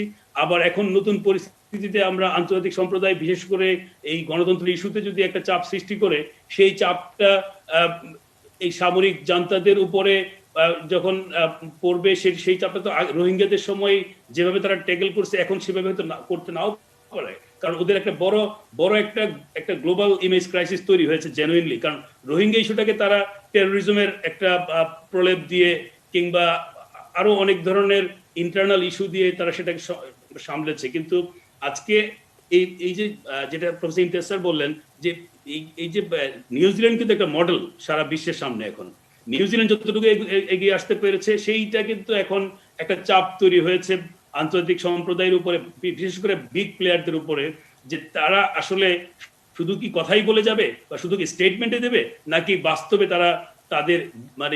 তারা নিজেরা একটা গ্রুপ করে একটা কোয়ালিশন ফর্ম করতে পারে। মার্কিন যুক্তরাষ্ট্র বিশেষ করে যেটা বলা হচ্ছিল যে হুইচ ইজ ট্রু, যে আমাদের সাবেক সিনিয়র সচিব বলছিলেন শহীদুল হক স্যার, যে এই যে জো বাইডেন যেভাবে এই বিষয়টি উনি বারবার উত্থাপন করেছেন সেটা কিন্তু খুবই ব্যতিক্রমধর্মী। এবং আমি লক্ষ্য করেছি যে উনি যখন স্টেট ডিপার্টমেন্টে যাচ্ছেন, গিয়ে প্রথমবারের মতো ওখানে গিয়ে বক্তৃতা রেখেছিলেন, সেখানে কিন্তু উনি একদিকে রাইজ অফ অথরিটারিয়ানিজম এবং মিয়ানমারকে টেনে নিয়ে আসছেন, মানে খুবই রাইটলি। ফলে অনেকগুলো কিন্তু আপনার চাপের সুযোগ তৈরি হচ্ছে, এবং সেই সুযোগটা অবশ্যই বাংলাদেশের দিক থেকে কূটনৈতিক জায়গা থেকে আমরা আমাদের কাজটা করব। কিন্তু এই দায়িত্বটা তো শুধু বাংলাদেশের না, এটা যে আন্তর্জাতিক সম্প্রদায়ের দায়িত্ব সেটা কিন্তু আমাদের বলতে হবে। কিন্তু সব চাপ যদি আমরা নিয়ে নেই যে না এটা বাংলাদেশ সমাধান করবে, তাহলে কিন্তু আমাদের ডিসকোর্সটা প্রপার ওয়েতে যাবে না। আমাদেরকে বলতে হবে যে এই দায়িত্ব ভারতকে নিতে হবে, চীনকে নিতে হবে, জাপানকে নিতে হবে, মার্কিন যুক্তরাষ্ট্রকে নিতে হবে। এটা বাংলাদেশের দায় না। এখন আমরা আমাদের এখানকার যে মিয়ানমারের সঙ্গে বা আমাদের এই যে আঞ্চলিক প্রেক্ষিতে আমাদের যে ধরনের কনসার্ন আছে, শুধু রোহিঙ্গা কনসার্ন তো না, আমাদের মিয়ানমারের সঙ্গে আমাদের জিওপলিটিক্যাল দেয়ার আর আদার ইস্যুস, এবং আমাদের এই বাইলেটারাল মানে এই যে বর্ডারিং কান্ট্রি হিসেবে সেখানেও কিন্তু আমাদের অনেক ধরনের হিসাব মিলাতে হয়। তো আমার মনে হয় যে এই চাপের জায়গাটা এখন নিঃসন্দেহে বাংলাদেশ চাপে যেমন আছে, তার চেয়ে বেশি মিয়ানমার একটা চাপে আছে। কিন্তু সেই চাপটা অবশ্যই ইনিশিয়ালি আমরা দেখতে পাচ্ছি, কিন্তু সেটা কতটা সাস্টেইন করে। এবং একটা কথা আমি বলতে চাই যে এই যে যদিও এখন কোনো কিছু বিশ্বাস করা যাবে না যে মিয়ানমারের সামরিক জান্তার যে প্রধান যে কথাগুলো বলেছেন, কিন্তু উনি কিন্তু একটা কথা বলছেন যে এবারের সামরিক মানে এবারে যারা যে ক্ষমতা নিয়েছে সেটি আগের মতো না। তার মানেটা কি? মানে ওনারা বলছেন যে 49 বছরের যে সরাসরি সামরিক শাসন 1962 থেকে 2011 সেই সময়ের মতো হবে না। তার মানে কি যে ওনারা কি আসলে আরেকটি ওই যে হাইব্রিড রেজিম যেটা তৈরি করেছিলেন, উনি কি আরেকটি হাইব্রিড রেজিম তৈরি করবেন, তার আগে এনএলডি কে অজনপ্রিয় করা এবং তাদেরকে কোণঠাসা করা, দুর্বল করা? আমার কাছে মনে হয় সেটাই তাদের একমাত্র এজেন্ডা, যে তারা they will not actually run যেভাবে 2011 আগে ছিল। তারা অবশ্যই একটা ফর্মে যাবে, কিন্তু এনএলডি কে একটা পলিটিক্যালি কর্নার করাটা একটা বড় একটা তাদের এজেন্ডা। সেটা আমার মনে হয় আমাদের মাথায় রাখতে হবে। জি, নতুন রকম সামরিক শাসন, নতুন রকম সেনা অভ্যুত্থান এবং নতুন রকমের চাপ, আর তারপরে এই চাপের সুযোগটা আসলে কিভাবে বাংলাদেশ নিতে পারে, আদৌ নেয়ার কোনো সুযোগ রয়েছে কিনা। আর সবাই বলছেন, সব আলোচকরাই বলছেন দায়িত্বশীলতার কথা। আমি সবার কাছ থেকেই একেবারে শেষ মন্তব্য একটু একটু করে নিতে চাই, তবে একটা ছোট্ট বিরতির পরে।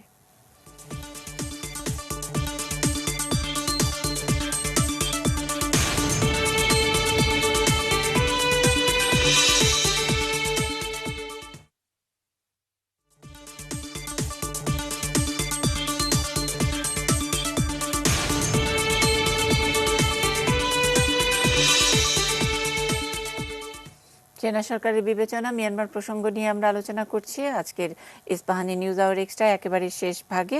আমরা নিরাপত্তা বিশ্লেষক অবসরপ্রাপ্ত মেজর জেনারেল আব্দুর রশিদ আপনার কাছ থেকে শুনবো যে প্রসঙ্গগুলো এসেছে। নতুন রকমের সামরিক শাসন বা অভ্যুত্থান, এবার চাপের সুযোগটা বাংলাদেশ আসলেই কি পারবে কিনা এবং নেয়ার সুযোগ আছে কিনা। সবাই বলছে দায়িত্বশীলতার কথা, এবং স্যার বলছিলেন, ডক্টর দেলোয়ার হোসেন বলছিলেন যে এখানে মিডিয়ারও দায়িত্ব আছে। এইখানে কোন ধরনের দায়িত্বশীলতা, আমাদেরকে দায়িত্বশীলতার ব্যাপারে সাবধান থাকতে হবে স্যার, খুব ছোট্ট করে। নিঃসন্দেহে অনেক ধন্যবাদ।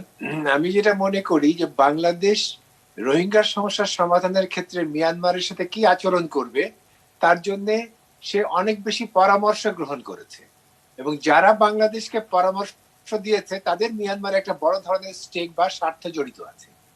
এখন আমাকে মনে রাখতে হবে, আপনি যেটা বলেন দায়িত্বশীলতা, আমরা যাদের স্বার্থ জড়িত আছে মিয়ানমার ভূখণ্ডে তারা আমাকে পরামর্শ তার স্বার্থের বাইরে দিয়ে বাংলাদেশের স্বার্থে দেবে, এটা আমি ঠিক বিশ্বাস করতে চাই না। সেই জন্য বাংলাদেশকে তাদের নিজের বিবেচনায় তাদের ফরেন পলিসি বা মিয়ানমার নীতি অবলম্বন তৈরি করতে হবে, কারোর পরামর্শে নয়। তো এই ক্ষেত্রে আমরা দেখছি যে আমরা যে বাইলেটারাল পথে হেঁটেছি আমাদেরকে এখন ওই পথেই রাখার চেষ্টা করা হচ্ছে। তো আমার মনে হয় যে এবার সময় এসেছে, আপনি দেখেন সুস্পষ্ট ভাবে বাইলেটারালি যেসব দেশগুলো মিয়ানমারকে তাদের স্বার্থ সংশ্লিষ্ট মনে করে তাদের অবস্থানটা কি সেটি আমরা আলোচনার মধ্যে পেয়ে গেলাম। তো সেক্ষেত্রে আমাদেরকে দেখতে হবে যাদের ওখানে স্বার্থ কম কিন্তু যারা হচ্ছে মানবিকতার বিবেচনায় স্টান্স নিতে চায় তাদের সাথে আমাদের যোগসূত্র বাড়াতে হবে এবং আন্তর্জাতিক চাপ তৈরি করতে হবে। এখানে একটি কথা মনে রাখলে চলবে না, সেটি হচ্ছে আন্তর্জাতিক চাপ বেড়ে যদি মিয়ানমারের উপরে কোনো অর্থনৈতিক নিষেধাজ্ঞা আরোপ হয়, এর আগে অর্থনৈতিক নিষেধাজ্ঞাতে কিন্তু মিয়ানমারকে রক্ষা করেছিল চায়না। তো সেই যে পথ যেটি মিয়ানমার এবং চায়নার যে পথটি সেটা কি বন্ধ হয়েছে? বন্ধ হয়নি। তো সেক্ষেত্রে অনেকে আবার এটা চাইবে যে ঠিক আছে, চায়নাও চাইবে যে আমার অর্থনৈতিক সুবিধা নেবার জন্য একটি আন্তর্জাতিক অবরোধ চাপ হলে আমি মিয়ানমারকে আরো বেশি অধিকভাবে নিয়ন্ত্রণ করতে পারবো। তো সেজন্য আমাদেরকে দায়িত্বশীলতার কথাটা হচ্ছে ওখান থেকেই যে পরামর্শে কাজ করলে আমার মনে হয় যে আমরা আবার গর্তে পড়ে যাব। তো সেক্ষেত্রে এইখানে যে সুযোগটা তৈরি হয়েছে, সুযোগ একটা তৈরি হয়েছে নিঃসন্দেহে বলা যায়। এই সুযোগকে কাজে লাগাবার জন্য আমাদের নিজস্ব বিবেচনায় নিজস্ব স্বার্থ এবং অন্য দেশের পরামর্শকে তাদের স্বার্থের দিকে ঠেলে দিয়ে আমাদেরকে চলতে হবে, সেটি দায়িত্বশীলতার কাজ। এবং এখানে যেখানে আপনি বললেন মিডিয়া আছে, তাদেরও সহযোগিতা প্রয়োজন আছে। অনেক ধন্যবাদ, অনেক ধন্যবাদ। আমি ডক্টর ইমতিয়াজ আহমেদ স্যার যদি যোগ করেন এর সঙ্গে। ডক্টর ইমতিয়াজ আহমেদ। না, আমার মনে হয় দায়িত্বশীল যখন আমরা বলছি সেটা হলো সব সেক্টরই। মিডিয়া দায়িত্বশীল এই সেন্সে যে এখন আমি যদি বড় করে বিরাট করে ছাপানো শুরু করি, মিয়ানমার মিলিটারি বলছে যে বাংলাদেশ থেকে রোহিঙ্গা নিয়ে যাবে, এই ধরনের কি বলা হয় তাদের পক্ষে ক্যাম্পেইন করা তো আমাদের প্রয়োজন নেই। আমাদের যেভাবে আমরা চলছিলাম সেই যাত্রাটা ওইভাবে চালিয়ে দেওয়া উচিত। কোনো সন্দেহ নেই, বায়োল্যাটারাল সম্পর্ক যেভাবে আমরা রেখেছি এবং যেভাবে আমরা কাজ করছিলাম, আবার ওদিকে আন্তর্জাতিক প্রেশারটা যেন পড়ে সেদিকেও বড় আকারে নজর রাখা এবং তাদের বলা এখন পরিষ্কার করে যে যেহেতু গণতন্ত্র নেই আপনারা এখন কি বড় আকারে প্রেশার দিবেন কিনা। জি, অনেক ধন্যবাদ। আমি অবসরপ্রাপ্ত মেজর জেনারেল শাহিদুল হকের কাছে এক দুই লাইনে স্যার যদি সুযোগ করেন। Thank you very much. আমি সর্বপ্রথম বলবো আমার প্রবলেম হলো উইথ দ্য ওয়েস্ট সবসময় ওয়েস্টার্ন ডেমোক্রেসি যারা নেশনরা তারা সবসময় কিন্তু মিয়ানমারকে দেখে থ্রু আং সান সুচির চোখে দিয়ে, নাম্বার ওয়ান। নাম্বার টু, দেখে ওরা কন্টেনিং চায়না স্ট্যান্ড দিয়ে দেখে আমি বাংলাদেশি হিসাবে আমি চাবো আমার দেশ জন্য উই আর নট কনসার্ন ন্যাপিডোতে কে বসে আছে, আনসান সুচি বসে আছে বা মিলিটারি গভর্নমেন্ট বসে আছে। I am not concern about that. We must engage them immediately আমাদের নিজস্ব স্বার্থের জন্য। নিজস্ব স্বার্থ হলো রোহিঙ্গা ইজ নাম্বার 1 স্বার্থ। একদম। Thank you very much. অনেক ধন্যবাদ। Professor Delwar Hossain, 1 minute sir. জি, এই মুহূর্তে যেমন দুটো সংবাদ আমি দেখলাম, একটা হচ্ছে সিঙ্গাপুরের একটা খুব বড় বিজনেস ফার্ম আপনার মিয়ানমারের যে সামরিক বাহিনীর মালিকানাধীন প্রতিষ্ঠানের সঙ্গে তাদের জয়েন্ট ভেঞ্চারের যে সম্পর্ক সেটা ছিন্ন করেছে।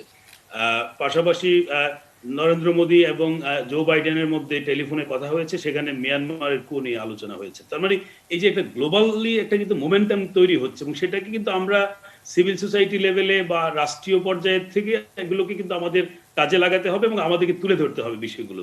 এবং আমার মনে হয় যে নিঃসন্দেহে মানে বাংলাদেশ তো চুজ করবে না মিয়ানমারে কে ক্ষমতায় থাকবে, কিন্তু আলটিমেটলি যে সিচুয়েশনটা হবে সেখানে আমাদেরকে অবশ্যই সেটা ব্যবহার করতে হবে, কারণ আমাদের স্টেকটা হচ্ছে মানে সবচেয়ে শুধু বেশি না, মানে বলা যায় যে আমরাই পুরো বার্ডেনটা নিয়ে আছি। অন্যদের যে ভূমিকা সেই ভূমিকাটা নিঃসন্দেহে তারা তাদের মোরাল জায়গা থেকে দেখবে, আমরাও দেখতে পারি, কিন্তু আমাদের অবস্থানটা অত্যন্ত স্পর্শকাতর। জি জি, মানে অন্যদের হলো লাভের সম্পর্ক, লাভালাভের সম্পর্ক, আমাদেরটা মোটামুটি আমাদের দিকে দায় এবং যেই বার্ডেন আসলে বলছি সেই বার্ডেন নিয়েই আছি আমরা।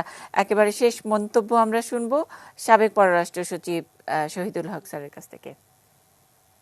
ধন্যবাদ। আমার মনে হয় একটা জিনিস আলোচনায় পরিষ্কার হয়েছে যে অবস্থাটা এখনো খুবই ফ্লুইড এবং খুব হেজি।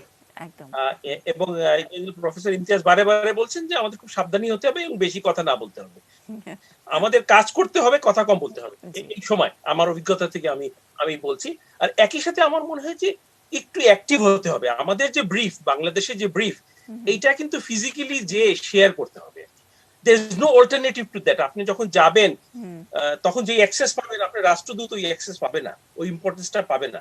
তো ইম্পর্টেন্ট ক্যাপিটাল গুলোতে যে আমাদের ব্রিফ বলতে হবে, আমরা কিভাবে সমস্যাটা দেখছি ওইটা বলতে হবে। ওই জায়গায় আমার মনে হয় একটা বড় গ্যাপ তৈরি হচ্ছে। ধন্যবাদ। অনেক অনেক ধন্যবাদ। সেনা সরকারের বিবেচনার আমরা আমাদের আলোচকদের কাছ থেকে, যারা একেবারে এই বিষয়টি নিয়ে নানাভাবে জড়িত, নানাভাবে গবেষণা করেছেন, দেখছেন গোটা বিশ্বের রাজনৈতিক অবস্থার প্রেক্ষাপটে, আমরা তাদের কাছ থেকে যেই পরামর্শটুকু শুনলাম, একটু ডাবল তালার ব্যাপারটি অনেক বেশি মজার ছিল, যে সেটা যেভাবেই আমরা নেই না কেন, একটু কম কথা বলে অ্যাক্টিভ হওয়ার কথাটি যেটা সাবেক পররাষ্ট্র সচিব বললেন, আরেকটু বেশি অন্যভাবে অ্যাক্টিভ হওয়ার, সেই অ্যাক্টিভ হলে ঘাড়ের উপর থেকে দায়টা বোধহয় একটু কমবে। অনেক অনেক ধন্যবাদ এবং শুভকামনা যারা ছিলেন আমাদের সঙ্গে এই অনুষ্ঠান জুড়ে। আবারও দেখা হবে আগামীকাল নতুন কোনো বিষয় নিয়ে।